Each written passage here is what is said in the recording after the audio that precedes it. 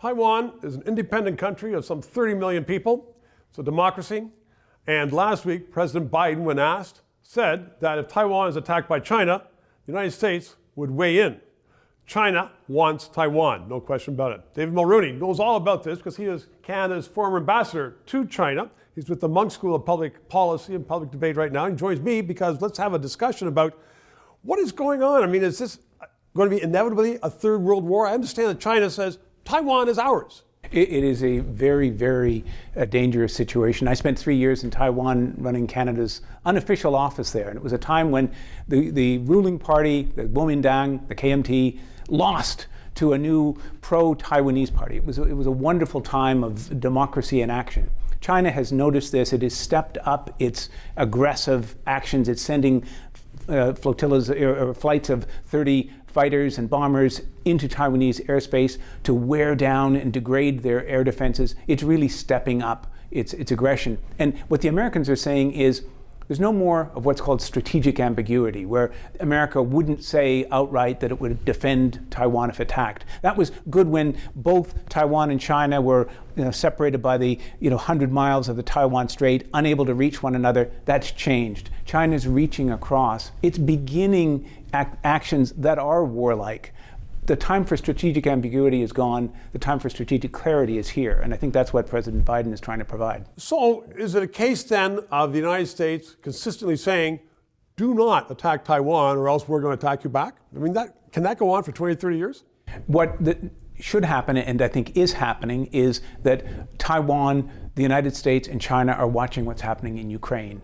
And Taiwan is developing what they call a hedgehog strategy, and that is to invest not in tanks necessarily, not in traditional weaponry, but in missiles, in anti-ship weapons, in mines, in drones that could keep China across those 100 miles of sea. Because invading an island nation, no matter how big the Chinese military is, its army and its navy, that's very difficult to do. So keeping Taiwan armed, as Russia's learning, and also bringing other countries into this conversation. So we've seen, Canada has sent ships to the Taiwan Strait or into those waters. Yep. The UK has, Australia has, France has, Germany has. So reminding China that there are more countries that care about this. The heaviest burden is carried by the United States, but we got to send the message now.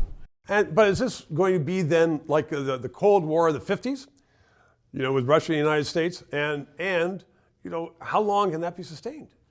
Well, I think people say that the next 10 years are going to be the deciding point. Xi Jinping, the current leader of China, has made this his crusade, but clearly Ukraine is causing him, giving him second thoughts. Second thoughts? The positive outcome could be a change in leadership style and personnel in China. People who begin to think differently, that this is a no-win proposition for both sides, and China's got to find a different approach. David Mulroney, I appreciate your insights. Thank you very much. 3 minutes. Every day, Justin Trudeau tells you, I am making life more affordable for Canadians. And if you believe that, don't watch the station. But if you think that's baloney, as I do, that's a lie, then keep watching for non-biased, non-Prime Minister's Office funded news analysis. To keep us on the air, please donate.